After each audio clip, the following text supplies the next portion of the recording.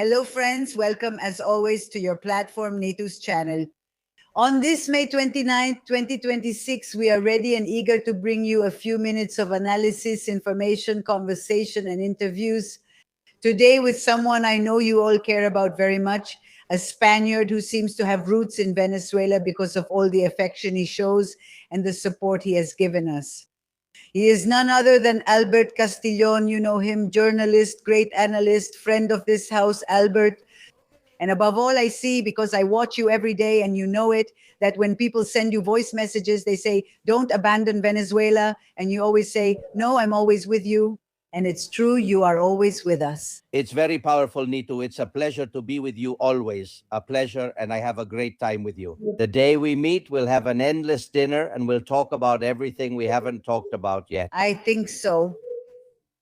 I owe a lot to Venezuela because the people of Venezuela have welcomed me as if I were one of them.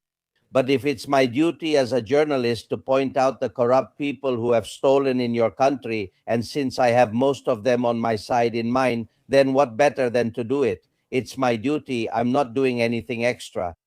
But you do it with a passion that we love, because it's not just that we've welcomed you as one of our own, it's that to us, you are one of our own. Just like we truly felt a lot of joy seeing what happened on Saturday with that call you all made, and you in particular, to the streets, and people responded. It was the people, civil society joined you. I'm really delighted because I see a huge awakening in Spanish society. Man, just imagine, neither of the two major parties in Spain, neither the Socialists nor the PP, called for it. None. Only Vox and private associations and alternative media. No major TV channel announced it, no major radio station announced it, and more than 200,000 people showed up. This shows that the world has changed, Nitu. You're a journalist. People no longer get their information from official TV. They already look for alternatives. They already know how to tell when they're being lied to and when they're not. And besides, everyone is really fed up, really fed up. Here, if Sánchez were to call elections, he could only win them by committing electoral fraud, which we believe he has already done. But if this were clean, there wouldn't be a Sánchez for decades. We're going to talk about Sánchez now, because honestly, I don't know how Zapatero and Sánchez are going to save themselves. I don't see how either of them can get out of this. I see them in jail, and that's why I think what's happening is wonderful. Because, as you yourselves have said, this is the first time in history that a former prime minister is being brought to trial. I mean, this really is historic. But since we are so close, we're closely connected through language, belief, and faith. Hey, but it seems that unfortunately we're also close when it comes to corruption. We have a lot of bad apples over there and here, definitely, right? So I want you to tell me about a person named Timoteo Zambrano who will be coming to you soon. And I know that you even have more information than I do. No, that's impossible. But I know what's going on this side. And it's really scary to know that Delcy Rodriguez, now overseen by Donald Trump, is appointing Timoteo Zambrano as Venezuela's ambassador to Spain right now. I find it terrifying because this man is Rodriguez Zapatero's best friend in business. And I don't think it's a coincidence that now, just when Zapatero is being charged, when they find millions in offshore accounts, the extremely valuable jewels in the safe, why are they sending this ambassador? I don't know if it's to destroy evidence, which could be the case, or to shelter him at the Venezuelan embassy in Madrid in case Zapatero needs to hide before going to prison. I don't know what the reason is, but it's not a coincidence that they choose Zapatero's right-hand man, who is Ambassador Timoteo Zambrano. This man in 2014 goes to Madrid to meet with Zapatero.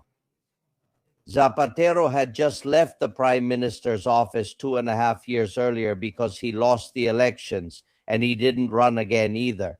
His wife told him she didn't want to keep living in Moncloa, that if he ran for president, she would leave. It was more of a family decision than a personal one for him, And this man in 2014 tells Sanchez, sorry, Zapatero, why doesn't he help him organize something like a transitional government to calm things down? Deep down, what he really wanted was to do business with him. And that's how it started. That's how Zapatero began. Zapatero, magnate, rich, getting his hands into oil, into gold. All of that was done thanks to Zambrano. Zambrano is the person who accompanied Zapatero in the business world. He pretended to be the mediator of the opposition, but he never was. And the other one, Zambrano, pretended to be the man of peace who was looking for consensus when both of them were just after the cash, the money, nothing more than that. So, and here's the worst part. When in Spain, they talk to us about the fake opposition in Venezuela, about those that Maduro used to make it look like there were elections. Well, that's Zambrano, the man who's good for everything. So you're telling me, you just told me, I'll quote you exactly, he's Rodriguez Zapatero's best friend for business. So since 2014, Timoteo Zambrano has been with the regime.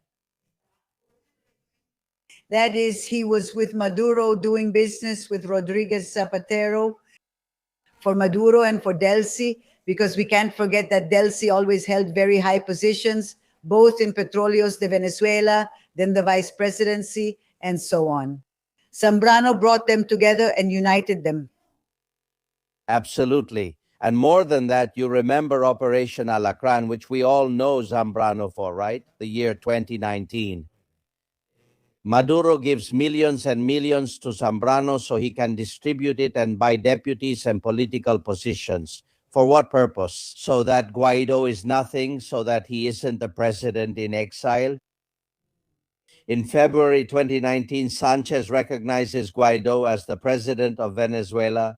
That's right. And in March, April 2020, he doesn't receive him at Moncloa. He doesn't receive him at Moncloa. He refuses. What's between one date and the other? The Delcy Gate. The Delcy Gate. That is how much of the money, the question is how much of the money that Maduro gave to Zambrano so that Guaido wouldn't become president. It was in Delcy's suitcases that they took off the plane at Barajas Airport. How much?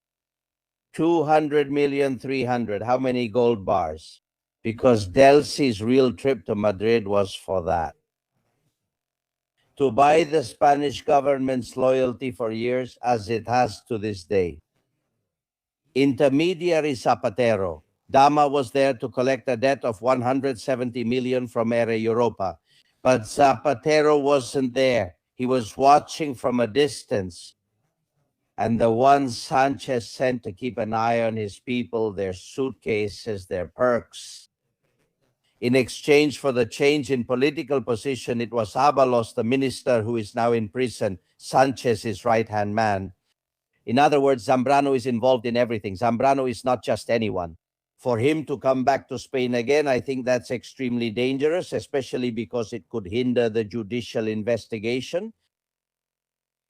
Do you think his influence could reach that far? Could he really hinder the judicial investigation? Man, every time a plane landed with materials, they said it couldn't go through security checks because it was diplomatic baggage. From a Delcy or Plus Ultra plane, it went straight to the Venezuelan embassy in Madrid. In those transfers, we're convinced the Spanish government and Rodriguez Zapatero collaborated, rescuing the company, giving it concessions. Well, here is part of the documentation that Venezuela has. And with Zambrano, it's harder for them to cooperate than without Zambrano. Just like with Delcy, it's harder than without her, right? That's obvious. So, of course, it's going to hinder things. For me, Delcy Rodriguez, in my opinion, has sent Zambrano here, or is going to send him as a lifeline for her friend who is drowning with water up to his neck, which is Zapatero. And also here, you'll remember that we've talked about Julio Martinez before. Julito, yes, a businessman. Martinez. Exactly, Zapatero's front man. Well, he just changed lawyers. He's now hired a lawyer who is a former prosecutor. And he wants to reach a deal. He wants to tell everything. That's it. That's already done. That's already confirmed because that's what the press says, that he might want to start unraveling it all, as you say. Yes, yes, it's confirmed that he wants to do it, not that he has done it.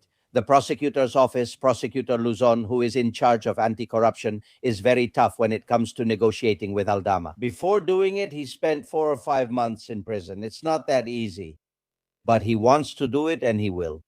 And Zapatero knows that between the statement of his front man, if he makes a deal with the prosecutor's office and what's coming to him, he's finished. And what's coming to him? What's coming is Alex Saab and Polo Carvajal, who have a lot of things they're going to talk about to save their own skin. But among them is also Zapatero. We completely understand that Rodriguez Zapatero is already stewing in his own juices. Let's put it that way. More and more. Although this gentleman is so skillful that you never know. But what's going to happen with Sanchez? What's happening with Pedro Sanchez, who's the one at a club? Sanchez, if he's capable of telling his wife that he doesn't know her at all, that he just met her to save his own skin, he'll do it in 5 minutes. Sanchez is an egotist, a narcissist. There are people who claim that he suffers from some kind of psychopathy. Otherwise, it's hard to understand such a lack of empathy, even with his own friends. Sanchez, for now, keeps defending Zapatero in his statements. But he fears, and he fears a lot, that Zapatero, to also avoid prison time or extradition, which depends on Sanchez, whether he is extradited to the United States or not. He ends up singing, talking, or even making threats, which is even worse, telling Sanchez's circle that if Sanchez doesn't save him, and there are many ways to do it because he would confess to the business dealings. Zapatero was, at first, Al remembers, he got along very badly with Sanchez. They didn't have a good relationship. And after Zambrano's mediation and the Seagate case, Zapatero and Sanchez ended up being inseparable. First, Zapatero brings all his business from China and Venezuela into Spain, and Sanchez signs everything, probably allegedly in exchange for money, commissions, and funding. The funding for internationalization, the National Socialist one for election campaigns for any amount needed at any given time. Here, you don't ask banks for loans. Here, you go to Zapatero, who gets the money from one source or another in exchange for whatever it may be. Public works, a concession to Huawei. Look, I'm talking to you, and the Atocha station in Madrid, the main one in the capital, is a mess. Who's building it? A Chinese company. The floods in Valencia, which killed 400 people who rebuilt the ravines, Chinese companies, and we could go on like this. Here, the business goes on. And from all of this, there's a payoff, a bribe that gets distributed for the financing of the PSOE. The PSOE is now facing 9 cases that between the PSOE and Sanchez are closing in on them, 9 legal cases. Now, Sanchez's right-hand man is in the dock. On June 9th, Sanchez's wife has to go to court and will be tried. And the judge has said that if she doesn't go, he will send the police to the Moncloa Palace or Monroa. The situation is very critical. They are surrounded, but Sanchez is not resigning, nor is he thinking about leaving, I assure you. It's just that you all still do, and that makes me very happy. You have the judiciary, you have judges, honest ones, some of them, not all, but the ones handling these particular cases, from what I hear, are very, very respectable judges, right? And very respected. Yes, yes, but look, the one who has charged Zapatero is progressive. He's one of Sanchez's people, apparently, at least in terms of ideology. Something has happened here as well, Nito. We've had Sanchez for 8 years. At first, no one stood up to him. You, me, and 4 others. Now, most of them are abandoning him. And they realize that he's already a spent force, that he's in his death throes, that Sanchez and Sanchismo are finished. I think that helps some judges take a braver step than they would have thought and take a stand, regardless of their ideology. Look, you're talking to me about so many things that I don't even know where to start, but I want to go back to what you said about Julio Martinez and the notebook the notebook that was seized from him, because honestly, everything that's written in that agenda seems extremely serious to me. Among those things, negotiations over our political prisoners. I mean, they were negotiating over Venezuelan political prisoners in Spain. And my question is Timoteo Zambrano also involved in that? I don't know. I'm not aware of that part. What I do know, and what the notebook makes very clear, is this: Julio Martinez, Zapatero's frontman. I take the two from the CNI with me. And by the way, I take Edmundo Gonzalez, CG, with me too. That's what it says. We're saying that Zapatero is the one who caused the outrage we saw at the Spanish consulate in Caracas when he was threatened. Jorge and Delcy Rodriguez force Edmundo to sign that filthy paper, and they take him out of the country. I've been assured that Zapatero was paid, and paid very well, to do that, to get him out. He must have been paid well, but is that what being president elect gets you? Of course, he got Maduro out of trouble. Here in Spain, for those who wanted to believe it, it was sold as if he had saved his life because he was in danger there. No, man, no. They took out the one who won the elections in that country. He got paid for that and has continued to get paid for getting a few more out. The notebooks are damning. They talk about the meetings of Zapatero with the gold minister because, of course, there are gold mines that he benefits from. They talk about 60,000 tons that apparently Chinese companies want to buy. Tons of dirty gold, meaning with stones, with remains of other minerals, which are transformed once washed into 17 tons of pure gold. The numbers are staggering. And Zapatero is involved in all of that, and much more, meddling in your oil, your gold, your prisoners. I've even been told, and it's documented by the judge. Okay. Albert, I want to ask you something and you'll tell me now. Is Delcy going to Spain? For sure. Yes, in November, for sure. That's why. For sure. And even more now. That Donald Trump is taking away the drug trafficking charges from the Department of Justice, right?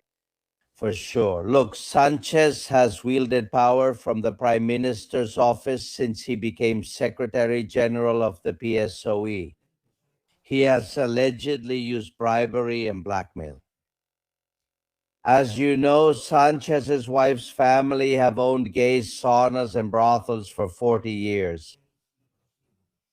In those gay saunas, cameras were installed to monitor alleged opponents of the state. We're talking about people from the terrorist group ETA and so on. But more people were recorded there. People who didn't know they were being recorded in a place where nobody wants to be seen, and doing even worse things. There are images there of people who later became ministers in our country. Outrageous things. They've told me about them, and I'm not going to keep you from hearing about them. They assure me that Sanchez used those images to become Secretary General and still has access to much of that material. This way of working based on blackmail, bribery, and extortion. Judge Pedras has just proven it in Spain. When his wife comes under formal investigation, he locks himself in Moncloa for 5 days. He says he needs to reflect because he's very much in love and doesn't know if it's worth continuing. What did he do during those 5 days? He set up a dirty operation, a police apparatus to threaten judges, prosecutors, and journalists. He put up €500,000 for that. He tried to buy, for example, the prosecutor, Grinda, with €300,000, to a witness named Carmen Pano with 250,000. That is, he tried to create that mafia where a group of people dedicated themselves to extorting judges, police officers, and prosecutors to defend the PSOE, his wife, his brother, and himself. He has always used extortion and bribery as a way to move forward, and he keeps doing it. I can't get over my amazement, and I have to finish with two questions, or rather with one question, so you can clear this up for me. You told me, and I always want to go back to Venezuela, Timoteo Zambrano may have been appointed for two purposes: to destroy evidence or to shelter Zapatero at the embassy. To destroy evidence that's at the Venezuelan embassy in Spain? No, because he can't access it there. But there are a lot of people in Madrid who are being investigated. For example, the Amaro Chacon brothers, them. For example, there are a lot of people in Madrid who are being investigated and are part of this Zapatero network. I think it's damage control. You know that expression they use in business? Well, I think Timoteo Zambrano is there for that, for damage control, to reach agreements, to make deals, because a lot of people are very scared now with what's happened here. No one thought they would dare go after Zapatero, and they've gone after him in just a few days. Imagine how the front men, the landowners, those who are part of the whole story must be feeling. Well, it's to silence people, to keep them from talking, to help them keep quiet. It's a good move to bring, for them, of course, not for the truth, to bring Zambrano to Spain. And as for the possibility that he ends up hiding in the embassy, I don't rule it out. He already tried to escape when Zapatero found out he was going to be charged the previous afternoon. He bought tickets to Caracas for himself and his two daughters, and their flight was at 4:10 on the 10th. And they go from here through Europe, from Madrid to the Dominican Republic, and there Delcy Rodriguez sent them a private plane to pick them up. And it's the United States who finds out about the plan and stops Delcy in her tracks. So it wouldn't surprise me at all if Zapatero, before facing certain prison, ends up hiding or seeking asylum in the Venezuelan embassy with his friend. Now, it's incredible that it's the United States who reports about this escape. And meanwhile, while doing that, it puts Delcy, let's say, in trouble with Zapatero because everything was discovered. On the other hand, Donald Trump is doing very well with Delcy. He says she's someone he can work with and that he's very happy and pleased with her. The truth is, Albert, I have to confess that every day I understand some world leaders less and less. Yeah, that's true. But for Donald Trump wants to take down Sanchez, but Zapatero is a small piece he'll go after, but he's not his main target.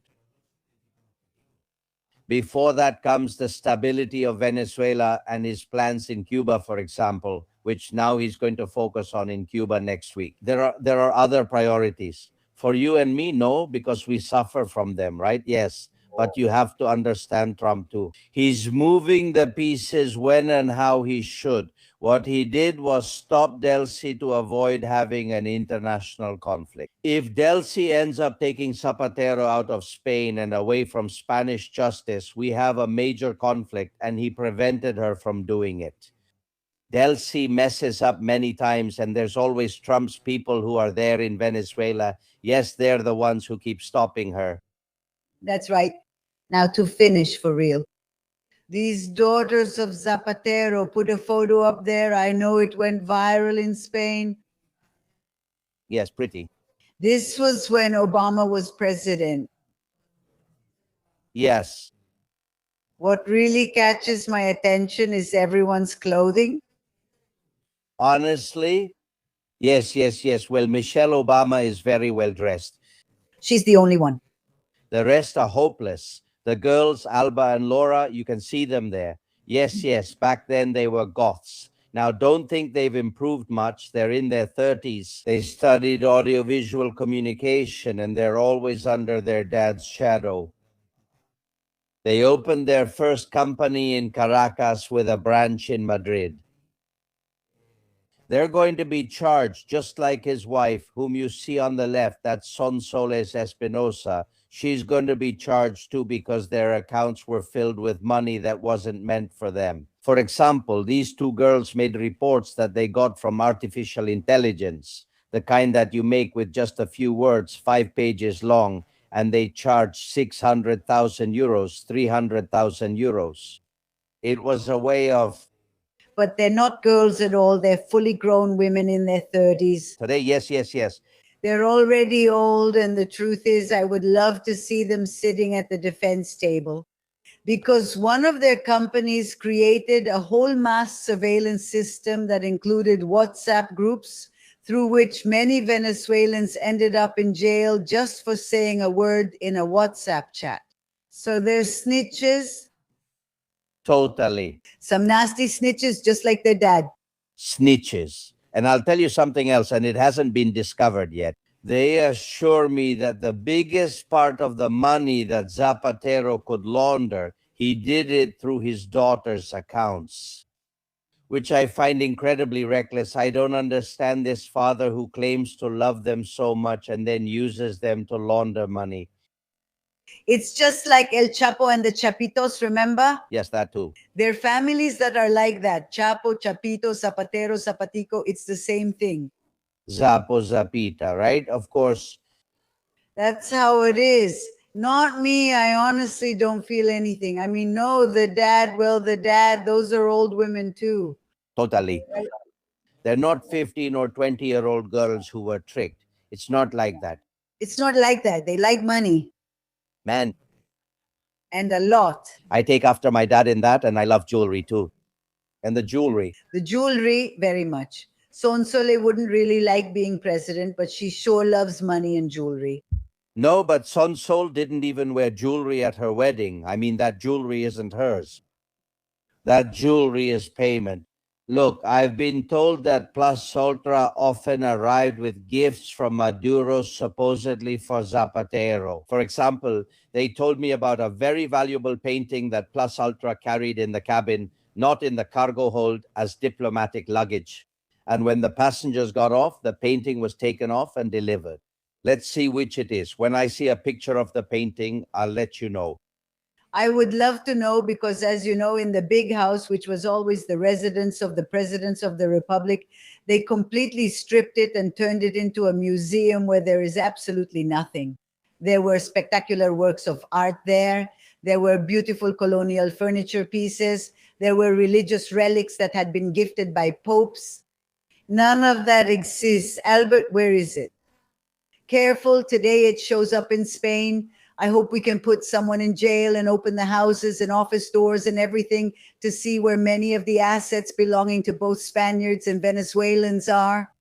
I hope we see it, dear. I really do. That's right. I love you so much. Thanks a lot for these scoops you've given us. In Venezuela, we say tubazo. I'm not sure what you call it in Spain.